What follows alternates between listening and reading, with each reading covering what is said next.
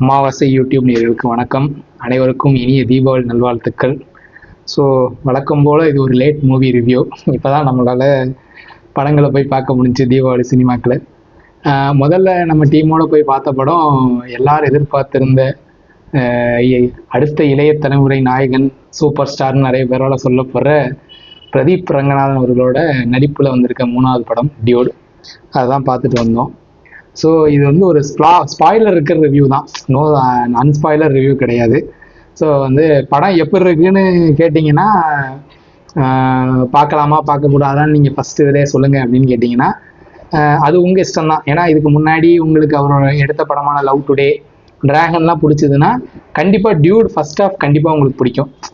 ஆனால் செகண்ட் ஹாஃப்ங்கிறது ஒரு வந்து கொஷினபிளான, பிடிக்குமா பிடிக்காதுங்கிறது ஒரு கொஷினபிளான விஷயம்தான்.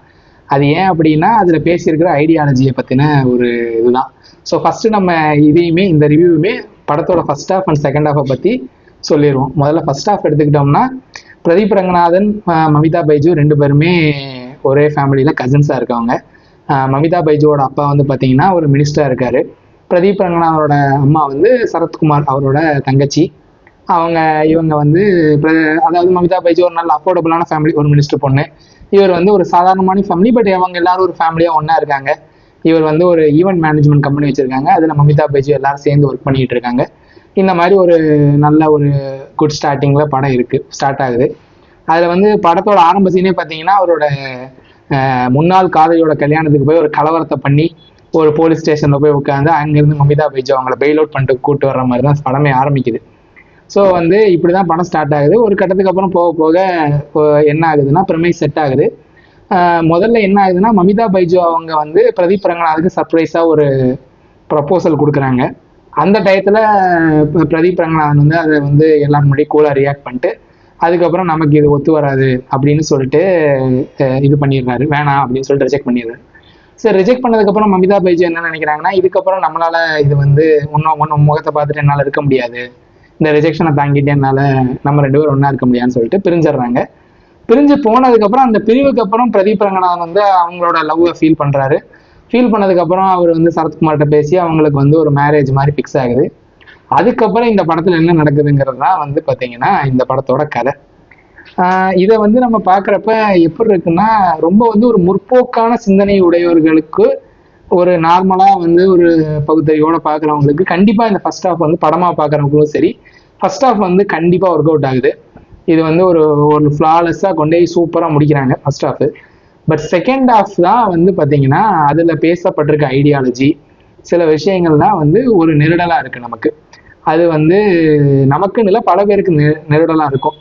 ஏன்னா வந்து ஒரு அளவுக்கு நம்ம உதவி பண்ணலாம், அதாவது எப்படி சொல்றது, ஆற்றுல போகிறவனை நம்ம அருணா கயிறு பிடிச்சி காப்பாற்றலாம், நம்ம உள்ள போய் தண்ணியில முழுக முடியுமான்னு கேட்டீங்கன்னா முடியாதுங்கிறது தான் ஒரு விஷயம். அதனால என்னதான் ஒரு பொண்ணை வந்து நீங்க விரும்பினாலும் லவ் பண்ணாலும் ஒரு கட்டம் வரைக்கும் நீங்க அவங்களுக்கு உதவி பண்ணலாமே தவிர அதுக்கு ஒரு லிமிட் இருக்கு. அந்த வரம்பை மீறி வந்து பிரதீப் ரங்கநாதன் போய் உதவி செய்யறாரு, பல விஷயங்களை சகிச்சுக்கிட்டு போறாரு அப்படிங்கிறது வந்து ஒரு விஷயமா கொஸ்டினபிளா இருக்கு. அது வந்து எத்தனை பேரால ஏத்துக்க முடியும்னு தெரியல. அதுதான் இந்த படத்தோட பயங்கரமான ஒரு கிரிட்டிசிசம். ஸோ இது வந்து சரின்னு பேசுறவங்க ஒரு பக்கம், சரியில்லைன்னு பேசுறவங்க ஒரு பக்கம்னு ஸ்டாண்ட் எடுக்கிறாங்க. ஒரு மிக்சட் ரிவ்யூஸ் தான் வந்திருக்கு. ஆனால் அதை தாண்டி படம் கலெக்ஷன் அடிச்சு தூக்கிடுச்சு. So however it's third hit அவருக்கு. ஏன்னா தெலுங்கு அண்ட் அதர் லாங்குவேஜ்லேயுமே படம் நல்லா போயிட்டு இருக்கு. இது ஒரு ஹிட்டு அப்படிங்கிற மாதிரி ஆல்ரெடி கிட்டத்தட்ட தீபாவளியில் கமர்ஷியலாக பார்க்குறப்ப இது வந்து ஒரு பயங்கர சக்ஸஸ்ஃபுல்லான மூவிங்கிற ஒரு வெர்டிக்ட் வந்துருச்சு. ஸோ அதனால நீங்களும் போய் பார்க்கலாம். என்னை பொறுத்த வரைக்கும் இந்த படத்துக்கு ஒரு UA 16+ ரேட்டிங் கொடுத்துருக்காங்க. கண்டிப்பாக அதுக்கு உண்டான ஒரு படம் தான். ஏன்னா குழந்தைகளுக்கெல்லாம் இந்த கருத்தியெல்லாம் தேவையான்னு கேட்டால் வேணாம், என்ன கேட்டால் அது வேணாம். ஒரு ஃபேமிலியோட பார்க்க முடியுமானா கொஸ்டினான ஒரு படம். குறிப்பாக குழந்தைங்களோட பார்க்க முடியுமான்னு கேட்டால் அது டபுளி கொஸ்டினான ஒரு விஷயம் தான். ஸ்டாண்டர்ட்னு பார்த்தீங்கன்னா படம் அதுல எந்த குறையுமே கிடையாது. ஏன்னா அவரே ஒரு டேரக்டருங்கிறதுனால ஃப்ளாலெஸ்ஸாக வந்து கேமரா எடிட் அண்டு டெக்னிக்கலி வந்து பார்த்தீங்கன்னா நல்லா சவுண்டான film. And Sai Abhyankkar music வந்து ரிப்பீட்டடாக அந்த ஒரு சாங்கையே வந்து அவர் பிஜிஎம்மாக வெரைட்டியாக கொடுத்துருந்தாலுமே பட் அது சுச்சுவேஷனுக்கு சூட் ஆயிடுது. அந்த சுச்சுவேஷனுக்கு சூட் ஆயிடுது.